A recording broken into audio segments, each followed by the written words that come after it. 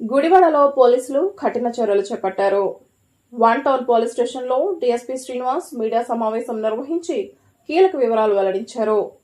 వాంబే కాలనీకి చెందిన గొల్లపల్లి పోతురాజును గత నేరాల నేపథ్యంలో ఏడాది పాటు బైండ్ ఓవర్ చేసి 2 లక్షల రూపాయల పూచికత్తు అమలు చేసినట్లు తెలిపారు. అయితే బైండ్ ఓవర్ అమలులో ఉండగానే మరో కేసులో పాల్గొని నిబంధనలు ఉల్లంఘించినట్లు పోలీసులు గుర్తించారు. పూచికత్తు చెల్లించకపోవడంతో నిందితుడిని అమలాపురం జైలుకు తరలించినట్లు డీఎస్పీ శ్రీనివాస్ వెల్లడించారు. ఈ కార్యక్రమంలో one town CI Kondapalli Srinivas తో పాటు పోలీస్ సిబ్బంది పాల్గొన్నారు.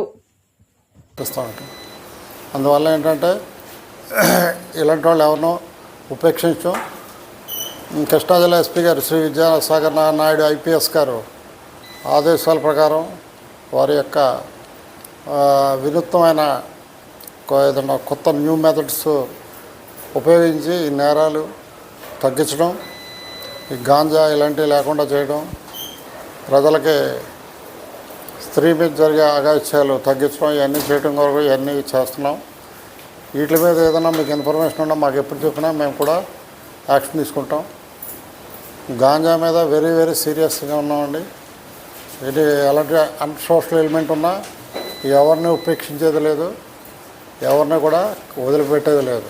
లీగల్గా వాళ్ళ మీద కఠిన చర్యలు తీసుకోవడం జరుగుతుందండి. Thank you.